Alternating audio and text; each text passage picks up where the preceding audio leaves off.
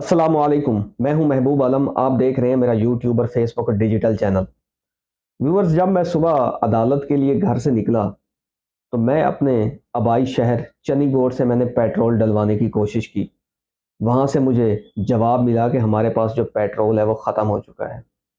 मैं यही समझा कि शायद उनके पास जो है वो पेट्रोल ख़त्म हो गया होगा। मेरे माइंड में ये बात नहीं थी कि आज 31 तारीख है। उसके बाद मैं अगले पेट्रोल पंप पे गया, वहाँ पर भी यही जवाब मुझे सुनने को मिला कि हमारे पास फ्यूल जो है वो ख़त्म हो चुका है। इसके बाद मैं अगले पेट्रोल पंप पे गया, वहाँ पर भी सेम इन्होंने यही चीज़ दोहराई कि हमारे पास पेट्रोल जो है वो ख़त्म हो गया है। अब मुझे थोड़ी-थोड़ी ये बात समझ आ रही थी कि कुछ ना कुछ है ऐसा, जो मुझे लग रहा था कि ये झूठ बोल रहे हैं। फिर थोड़ा-सा आगे गया, वहाँ पर भी यही सूरत-ए-हाल थी। फिर मैं समझ गया कि वाक़ई जो है आज 31 तारीख है, इन लोगों ने बदमाशी के ज़रिए जो पेट्रोल है वो बंद किया हुआ है। व्यूअर्स, मैं 25 किलोमीटर के सफ़र में कोई ऐसा पेट्रोल पंप नहीं जहां मैं नहीं गया। सेम वहां पर यही कुछ सुनने को मिला कि हमारे पास पेट्रोल नहीं है। क्या गवर्नमेंट के इदारे जो पेट्रोल पंप्स को कंट्रोल करते हैं, क्या वो मर चुके थे?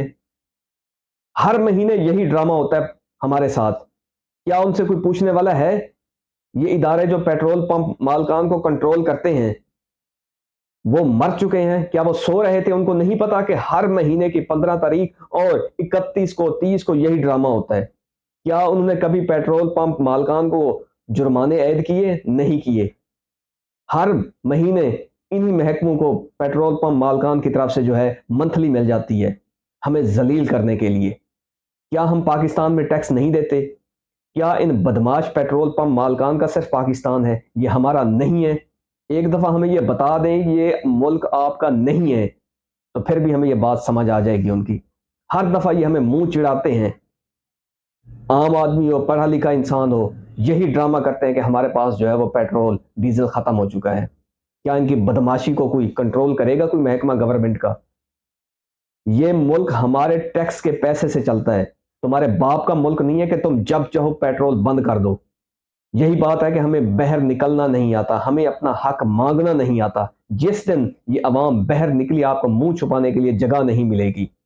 मैं गवर्नमेंट से ये कहता हूँ, इदारों से ये कहता हूँ कि आप पेट्रोल ₹500 लीटर कर दें, लेकिन खुदारा ये पेट्रोल कम से कम हमें मिले तो सही।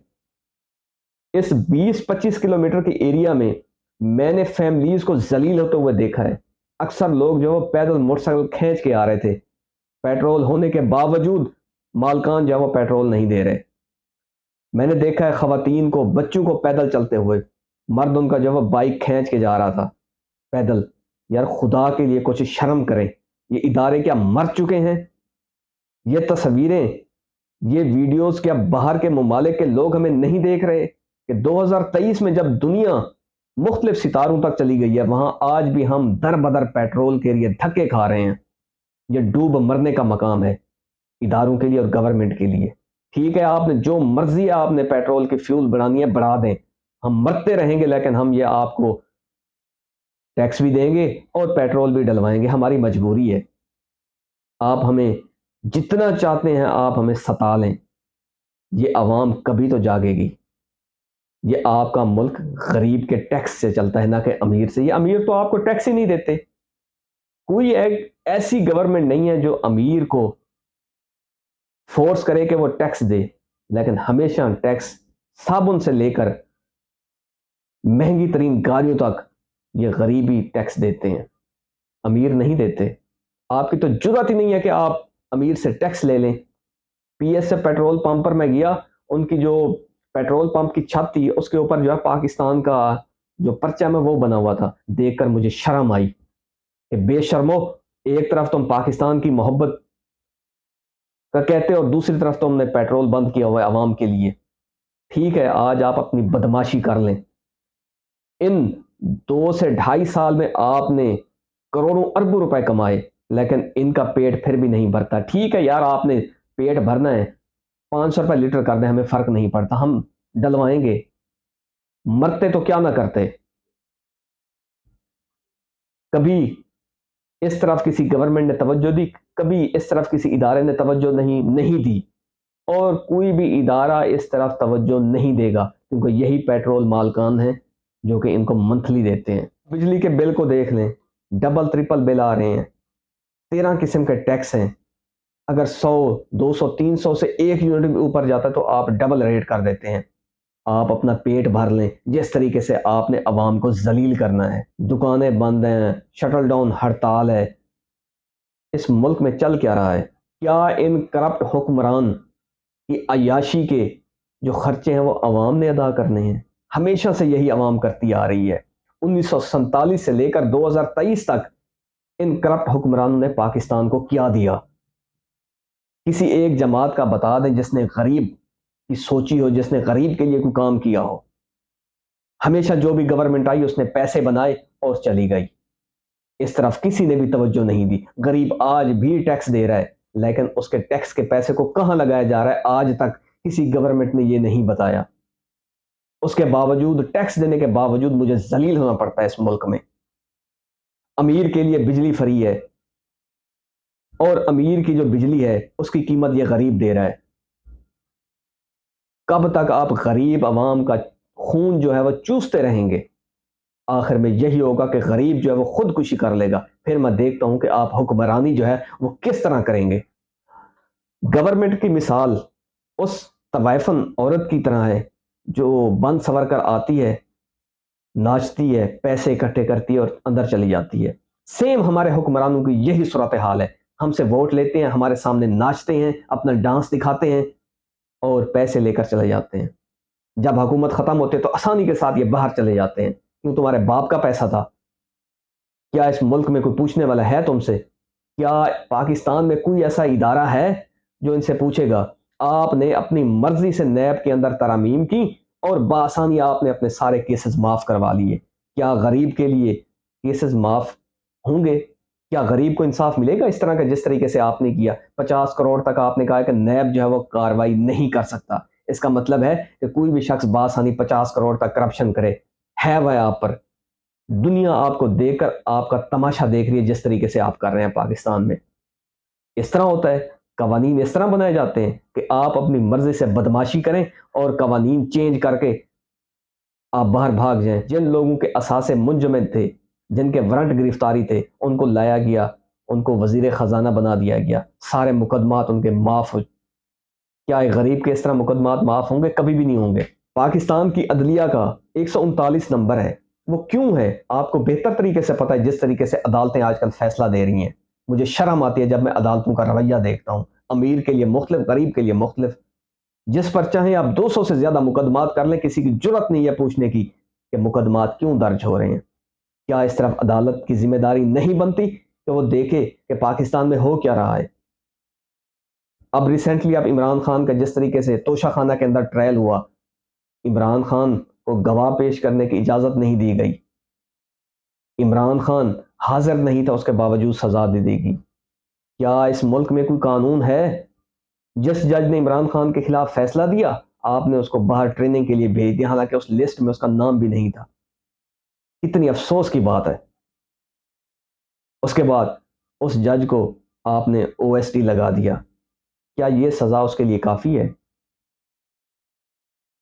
بدترین یہودی جسے قبر پر، جنت دوزخ پر یقین نہیں، اس کا پہلا نمبر ہے انصاف کا۔ ہمیں قبر پر، دوزخ، جنت پر یقین ہونے کے باوجود ہمارا 139 نمبر ہے۔ ڈوب مرنا چاہیے ہمیں۔ اس ملک کا انصاف صرف امیر کے لیے ہے۔ اس ملک میں جو انصاف ہے وہ ہمیشہ یہی دیکھا گیا کہ غریب کی دہلیز تک چلا جاتا ہے، لیکن بدقسمتی کے ساتھ امیر انصاف کے کٹہرے میں بار بار چکر لگاتا ہے، لیکن اس کو انصاف نہیں ملتا۔ یہ ہے آپ کا انصاف، یہ ہے آپ کی عدالتیں۔ شیم آن یو۔ ہمیشہ جو بھی گورنمنٹ آتی ہے سیاسی مقدمات بناتی ہے دوسری پارٹیز کے اوپر۔ کیا اس طرح سیاست ہوگی؟ کبھی ان چیزوں سے نکل کر آپ عوام کے لیے سوچیں گے؟ مہنگائی کو دیکھ لیں، اگر آج ایک چیز 10 روپے کی ہے تو صبح پتہ چلتا ہے کہ وہ 15 روپے کی ہو چکی ہے۔ کیا اس ملک میں کوئی ایسا ادارہ ہے جو اس مہنگائی کو کنٹرول کرے؟ مجھے 20 سے 25 ہزار میں آپ گھر چلا کر دکھائیں، میں تو حیران ہوں یہ غریب زندہ کیسے، یہ مرا کیوں نہیں ہے؟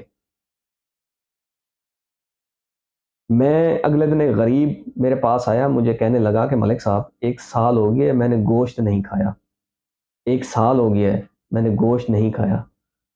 اس کی بات سن کر یقین کریں میں بہت افسردہ ہوا کہ ہمارے ملک میں یہ ہو کیا رہا ہے۔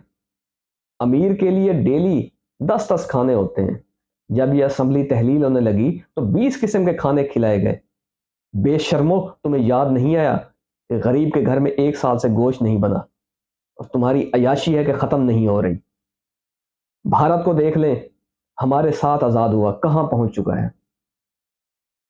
بنگلہ دیش کو دیکھ لیں، 1975 میں آزاد ہوا، وہ دیکھیں کہاں پہنچ چکا ہے۔ چائنا کو دیکھ لیں جو آپ سے 2 سال کے بعد آزاد ہوا، وہ کہاں پہنچ چکا ہے۔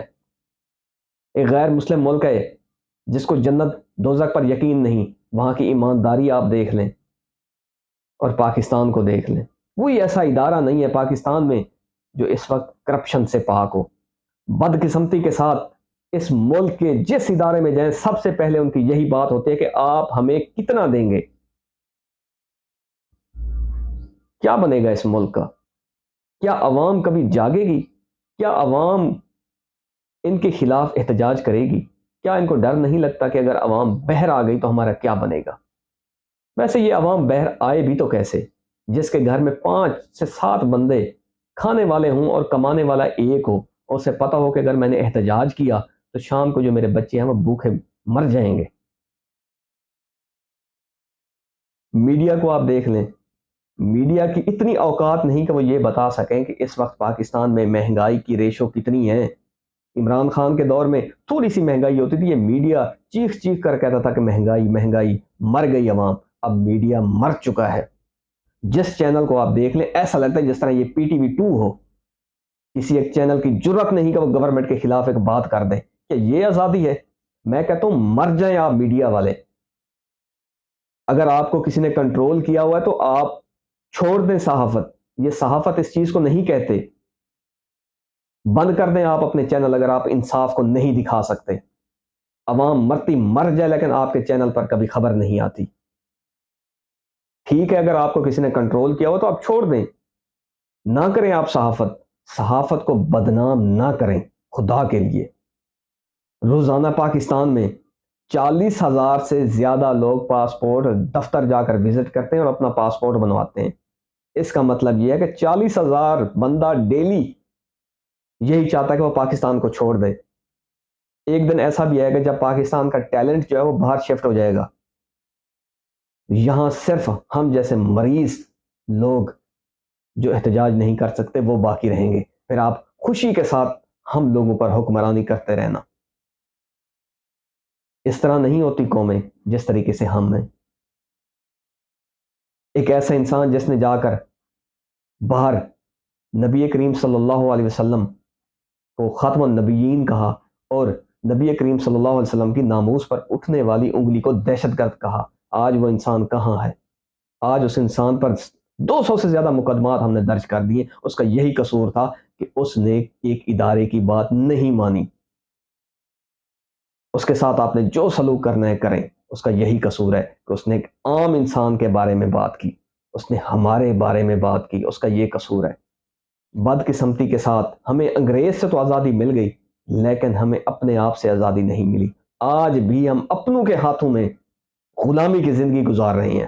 کسی کی اتنی جرت نہیں کہ وہ اپنی زبان کو آزادی کے ساتھ بول سکے، کسی کی جرت نہیں کہ کوئی ایک بات نیوٹرل بول کر دکھائے، نہیں بول سکتا۔ ہم تو اس ملک میں رہتے ہیں جس ملک کے گٹر کے اوپر ڈھکن نہیں ہے۔ آئے دن ہم سنتے ہیں کہ کبھی بچہ اس میں گرا ہے، اس مر چکا ہے۔ جس ملک کے گٹروں کے اوپر ڈھکن نہ ہو اس ملک کے بارے میں آپ کیا سوچ سکتے ہیں؟ وہ کس طرح کا ملک ہوگا؟ ریسنٹلی 15 اگست والے دن انڈیا کے وزیر اعظم نریندر مودی نے خطاب کیا اور اس نے کہا کہ ہمیں پاکستان کے ساتھ جنگ کرنے کی ضرورت ہی نہیں ہے، وہ اپنی موت آپ مر جائے گا، وہ ایک بھکاری ملک ہے، ہمیں شرم آتی ہے اس ملک کے ساتھ لڑتے ہوئے جو بھکاری ہو۔ اس کی جب بات میں نے سنی مجھے 2 دن سکون نہیں ملا۔ اس کی بات کافی حد تک ٹھیک بھی ہے، ہم بھکاری ہیں، IMF کے مقروض ہیں ہم، جو آئی ایم ایف کہتا ہے ہم وہ کرتے ہیں. ہماری تو اتنی جرت نہیں کہ ہم بجلی سستی کر دیں یا کسی چیز میں عوام کو ریلیف دے دیں.